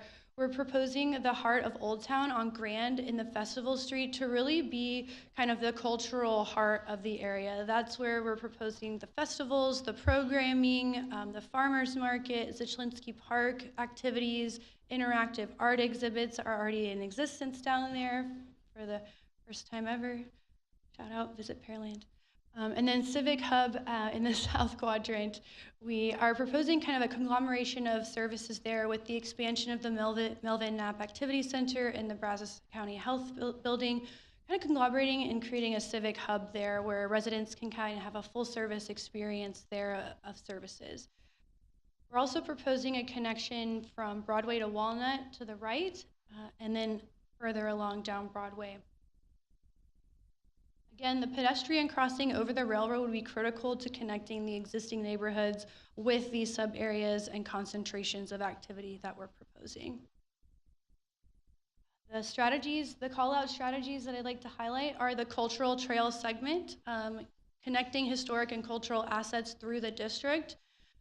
We are talking about kind of a reimagining or a redevelopment of Zichlinski Park and Hunter Park, and that includes just adding amenities like lighting and electricity and public restrooms, and creating a concept plan for Hunter Park that's feasible, as well as a parking facility to support the district. Again, expanding the Melvin Knapp Activity Center will create a destination, and then exploring the designation of Old Town as a cultural district, and that's capitalizing on the momentum of the Cultural Arts Master Plan, and that was a recommendation of that plan that we think will really continue to facilitate and lift up the significance of this plan and the recommendations here. One of the last frameworks here that we wanted to share with you all is really the blueprint a little bit in the sense of development and redevelopment opportunities within Old Town. We've really broken it down into 3 different kind of categories in the sense of where the focus should be on whether it's from the city perspective, whether it's from PEDC perspective. Again, as I mentioned, and I can't stress enough, this is going to be an effort that's going to need city council staff and EDC support in order to bring this full vision to life. And again, there's, I think, a variety of partnerships and opportunities and how that gets achieved as part of this. We've identified, as Michelle mentioned, some primary opportunities. The 3 areas kind of highlighted in the orange are really where we feel the best and the biggest investment right away can occur. These are kind of your immediate transformative impacts that could occur to the Old Town area that will start the revitalization of the area and continue to build the momentum on this planning process you have all gone through. The secondary opportunities, as we've identified, are really kind of those, supporting development and redevelopment opportunities within the area. And then the other opportunities are, properties that were identified that, over time, again, just because of their land value and the building value, could turn over, could be revitalized. And again, not all these strategies and opportunity areas are reconstruction. There are areas where it's focused on the potential for facade improvements and just cleaning up some of the properties as well, which will make a more attractive area as well for the community. And then again, from just a couple of the strategies we identified, is really going to be focused in, I think, a partnership between the city and your EDC of developing different opportunities, whether it's Chapter 380 agreements to incentivize opportunities within the Old Town revitalization area. But as you continue to implement this plan, I think one of the things to, for long-term success is looking at the creation of dedicated management. Again, we're recommending a lot of different streetscape improvements and everything else, and continue to make that investment. You want to make it look nice, you want to make it look clean, and you want to make it attractive. So making sure you maintain that safe and clean environment of the public spaces. Again, leveraging P3s, I think is going to be key here. And then, as was mentioned kind of last week during the PEDC meeting, but then also as we've gone through, your Shadow Creek TERS is going to be closing out here within the next 4 to 5 years, and there could be an opportunity to support the creation of a new TERS to really continue the reinvestment in the Old Town Pearland area, and we would look at a recommendation to establish that TERS to help support on the infrastructure and the streetscape improvements and other public amenities, short-term and long-term.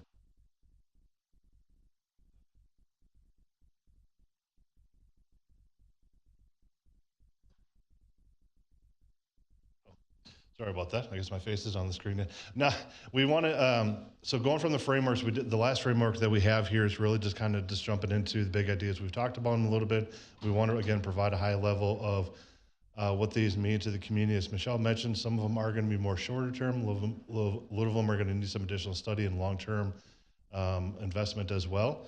But I'll have Michelle start off with big idea number 1. Big idea number 1 is our first major Catalyst project presentation of The property located along the railroad tracks, between 35 and the railroad tracks, it was a pretty large conglomeration of semi-vacant and limited ownership, and so that provided a pretty low-hanging fruit opportunity to think about opportunity here in this area. And so this area was kind of the original depot district. It was where the original rail car depot was stationed, and which is now located over here. So we wanted to reflect kind of the history of this site and show kind of the old town site core point. And so we're proposing a relocation or a replication of the depot in this Big Idea Depot district. As we understand it, it may not be capable of moving across town again. But that was a key piece. I think people were sad to see the depot leave the original site that it was from. So I think it would be a cool amenity and cultural icon there to highlight the history of that site, as well as an art walk leading into the pedestrian overpass at Jasmine across the railroad tracks. We've got about 22,000 square foot of flex tech on the north side of the site. And it's just an opportunity to capture the office demand here in the area. We're also proposing a welcome center event space that's about 1,400 square feet, and that will, 1,300. 14,000 square feet. I'm misreading my notes, sorry. 14,000 square feet welcome center. And the sunken green in front will be kind of a passive amphitheater space where events can be held and programmed for that space. There's a splash pad and playground amenities, and this is really kind of the icon and jewel where the community can hang out at night for some passive time with their family. We have got some boardwalk restaurants, and the buildings along 35 that are remained in white, those are the existing buildings. We're proposing to keep them and integrate them to the site and really just create kind of a partnership along 35. Here's a close-up of Big Idea 1, where you can see a little bit better the art walk and the relocated district depot, as well as the entertainment venue to the south. Big idea number 2 is really focused on Grand Boulevard.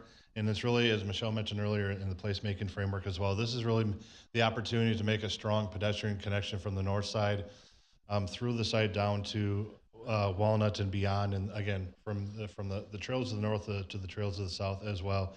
Really focusing on kind of the core of this, which would be the conversion of Broadway to Jasmine, and really the idea of creating a festival street as part of this. So this would be a full reconstruction of this block, really looking at the opportunity to bring some historic character back to it with some red brick roads. We realigned the parking lot through this area as well to really, the road parking to really focus more on this idea of kind of a parking lot through here that would actually slow the traffic down. So during the daytime up on the north side, you would have the slow traffic going through there. But then, as you can see on the bottom, the opportunity for the activation of the space into a festival street as that opportunity. I'm looking at the wrong map here. So again, kind of in a 3D perspective. The reconstruction also takes into consideration kind of some wider sidewalks along on either side of the roadway that go to 10 foot. So again, whether it is during the day or when there is parking along the street, you still have the opportunity for shaded sidewalks and bike paths on either side to be able to get people through the site as well. But also, as I mentioned, the opportunity to activate this area as a festival street really opens up the greatest flexibility that we have here, utilizing the existing right-of-way that is out there today. And again, a shout out to Visit Pearland in the community for the event that you held in April of this year for the Pearland Grand Arts and Eats event. It was very well attended and received, and I think it was really an amazing opportunity to jumpstart what is possible here in Old Town through this event that was created for the community. So kudos to the entire staff and organizations that did put that on as part of this planning process as well. The next piece of the Grand Link is really what we're calling the parking streets, or what would be the support services. This is really continuing to maintain your center parking within the middle that you have there today with the travel lanes on the outside. But this also, again, enhances the sidewalks on the outside from what's out there today to minimum 10-foot sidewalks that, again, can serve more as a side path for bicyclists and or pedestrians walking down the area. You know, increasing the landscaping where needed. Again, all these options that we're showing on Grand does not take into, does not remove any of the trees that are out there. We heard through this planning process wanting to maintain the tree canopy that's out there today. And we want to continue to do that and then be able to enhance that area when possible. So additional improvements from a pedestrian standpoint to benches and lighting to really create this space. This area, these two sections here, whether it is, Plum, Jasmine to Plum or Broadway to Pear, we've talked about this being reconstruction, but this could also be a mill and overlay pave area as well to reduce some of the costs. We've evaluated it. Your infrastructure is in a good system right now, so there wouldn't be significant underground investment that would be needed within this area. And then the last piece of the Grand Link is really the landscape medians, which is on the north side from Plum to Orange or Pear to Walnut. And this is really maintaining kind of what's out there today. Again, you're continuing to enhance the green grass medians you have within the center of your roadway and travel lanes. Again, this would expand the sidewalks. If you recall from our previous presentation, we did have on-street parking as part of this original concept, but after we heard concerns about just the width of the pavement and everything else, we did remove that and added additional green space opportunity to really tie in that whole landscape area along the north-south end caps of Grand Boulevard as well.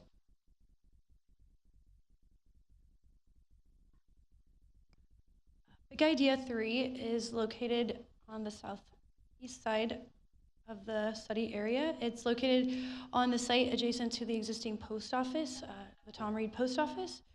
And this is primarily seen as a private investment. This site is also a large conglomeration of limited ownership and vacant land, so presents a pretty great private investment opportunity. So on this site, we're proposing a trail connection from Broadway to Walnut.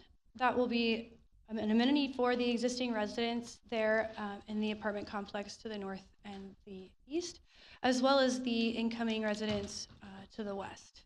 We've got a playground and flexible playfield with some pickleball courts, and this is, again, private investment to engage with and bring in the existing neighborhoods and residents for Old Town, create that backyard and kind of that good neighbor amenity for the existing residents. We're also proposing some mixed use. There's about 8 buildings of mixed for sale and rental residential units here. There's live work units, townhomes, as well as some live work spaces where the bottom floor is retail.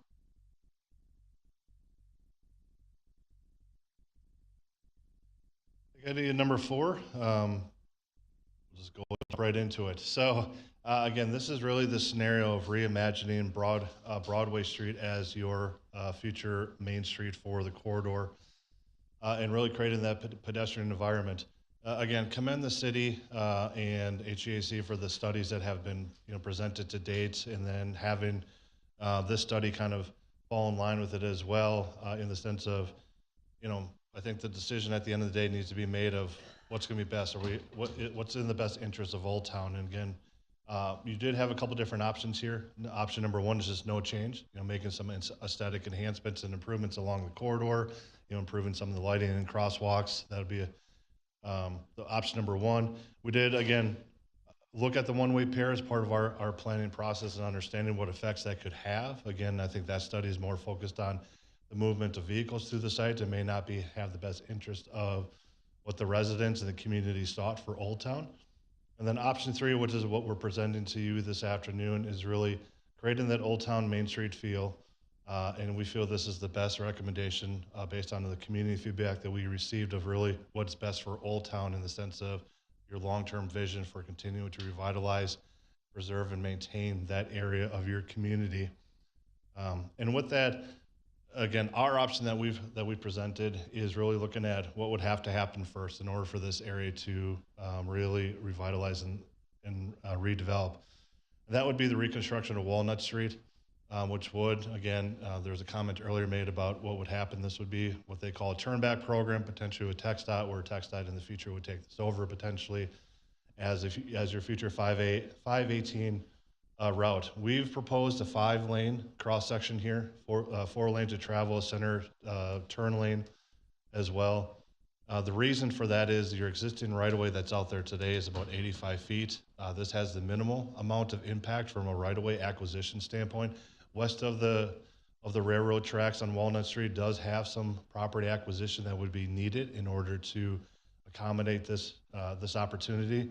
And again, this is a study. This is, obviously would have to go through, design and engineering and continued pieces along those lines. But we feel, again, in the best interest of the community and alleviating, a lot of the concerns that were out there today, that, Walnut going to a 5-lane cross section is definitely one option to consider, which would then allow the opportunity for Main Street, or Broadway, to really be considered your Old Town Main Street in that pedestrian environment that is really sought by the community, which is this walkable environment that has buildings that front the roadway, has safe bicycle. Right now you have on-street painted bicycle lanes down there, which are a little bit unsafe, I think, with the speed limits you have down there today. So this really provides an opportunity to have that separated cycle track as part of this planning process. We did hear, obviously, this does afford the opportunity to have on-street parking as well, to support the local businesses on Broadway as that option. This would be, again, one drivable lane in each direction. It would have a center median that would have turn lanes built into it as well to accommodate some of the traffic along the way and key intersections where turn lanes would be needed. But again, we feel as a planning team that this really gets to the heart of what the community is looking for in the sense of what Old Town should be moving forward with this option. And I just want to, again, go through just a success story. Again, I'll go through this briefly, but this was, this is a long-term play here. And we understand that this is not something that's going to happen overnight. This is going to be something that's going to take probably 10, plus years in order to actually get this into consideration. And this is actually what happened in Lancaster Boulevard in Lancaster, California. This was actually a roadway that was identified in their 2010 master plan and just got reconstructed within the last three plus years. And you can see here on the left-hand side, very similar conditions what you have today on Broadway, and on the right-hand side is what they reimagined Lancaster Boulevard to be, which is again a 2-lane roadway with parking on the sides, enhanced streetscape and landscaping down the corridor as well.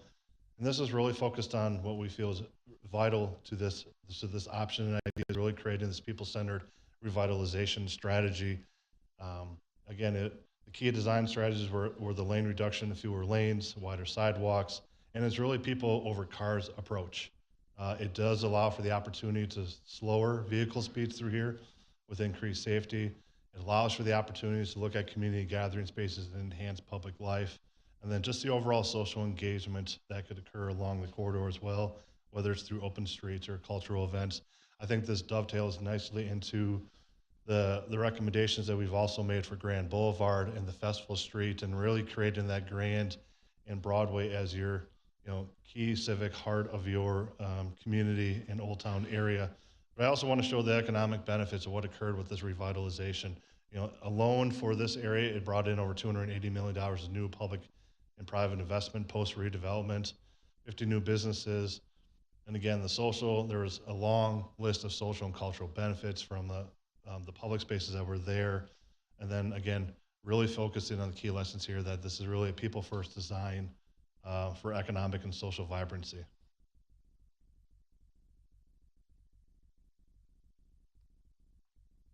Our last big idea is Big Idea 5, South Junction. It's south of Big Idea 1, just across Broadway, south of the scooters, which you can see at the top of the screen. Throughout the process, one of the comments that we heard was making more memories, creating a place where your family can come, where you're going to bring your kids, and you want to create a space that is meaningful and you can create memories.